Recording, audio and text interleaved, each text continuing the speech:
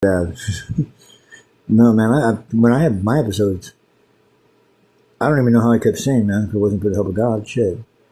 But I would tell you about voodoo. Remember voodoo?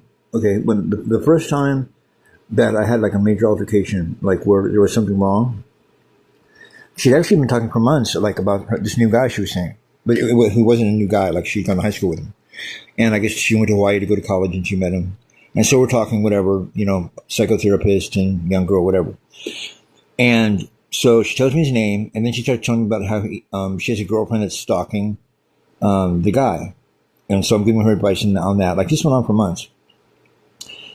Then, she just started dropping hints that something weird was going on. And again, with my history, here we go again. So, something's fucking with them or fucking with me. And to make a long story short, eventually she starts acting really weird.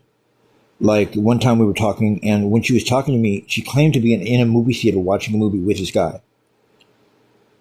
And his name was John Collins. Now, what's really weird is that there was someone like that who just appeared, like, this is back in the day when Facebook was saved, on my friends list, and I thought it was the same guy, so I hit yes on friends. I actually had another friend who then says to me, do you know who this person is? Because they're on your friends list too. This John Collins who's following me. And this guy that I was talking to would not be followed by, like, anyone normal. So, just two different lifestyles.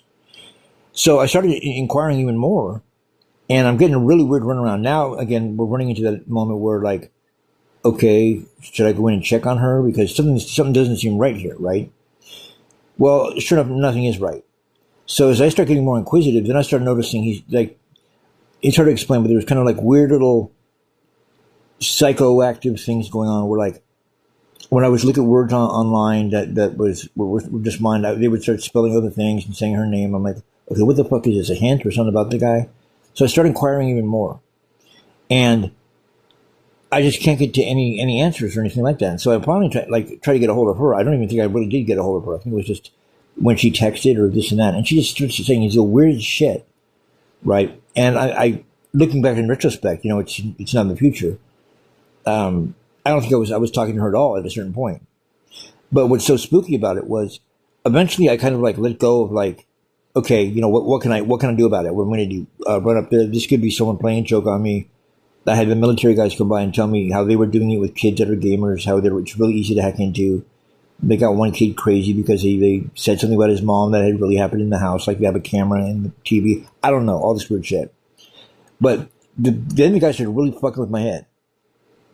And then if I was talking to her, she started telling me some really wild shit.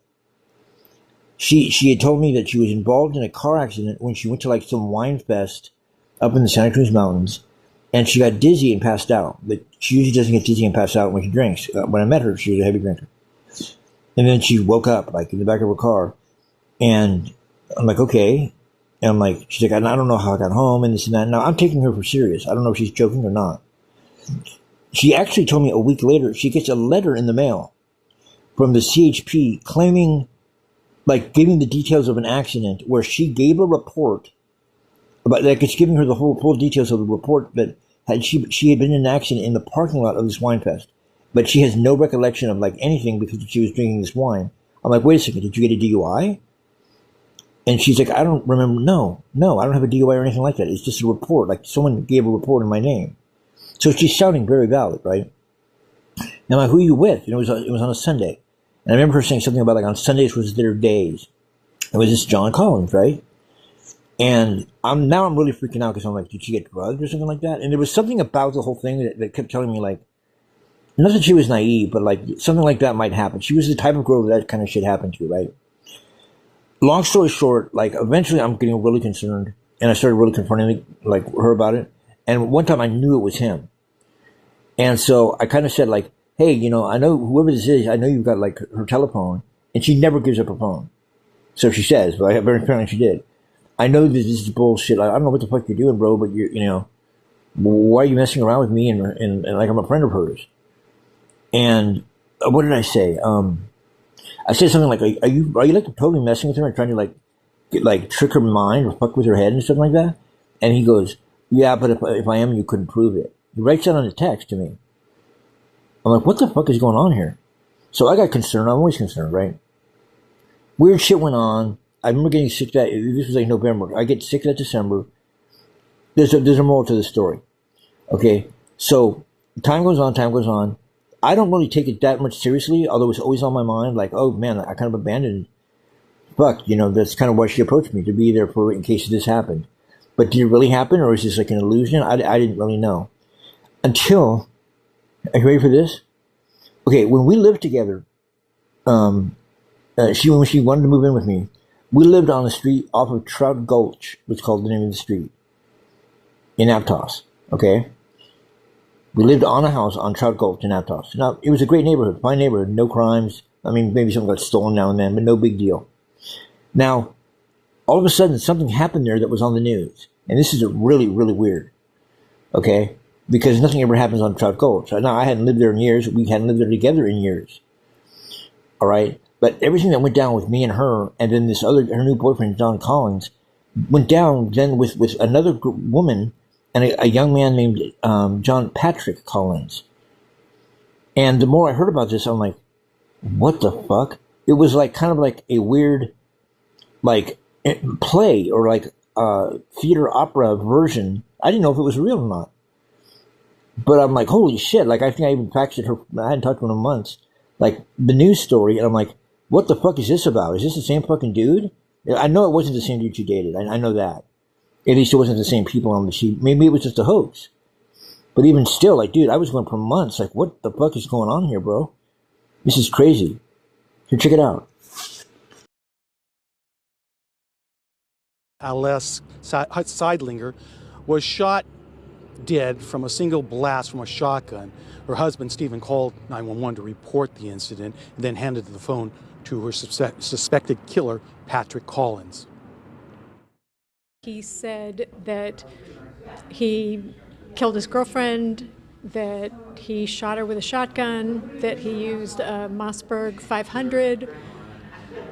He talked about being shot in the shoulder and that he stabbed Mr. Seidlinger. When sheriff's deputies arrived on the scene, they found Victoria with a fatal gunshot wound to her head. Also injured were both her husband as well as boyfriend. Investigators say the husband, Stephen Seidlinger, had been stabbed multiple times, barely missing his carotid artery. The boyfriend and suspected killer, Collins, had been shot in the shoulder.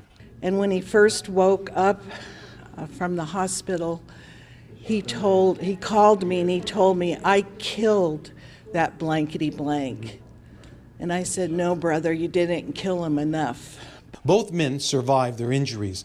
Monday morning, Collins was in court for a preliminary hearing where two sheriff investigators described a gruesome scene at the Trout Gulch property on January 30th.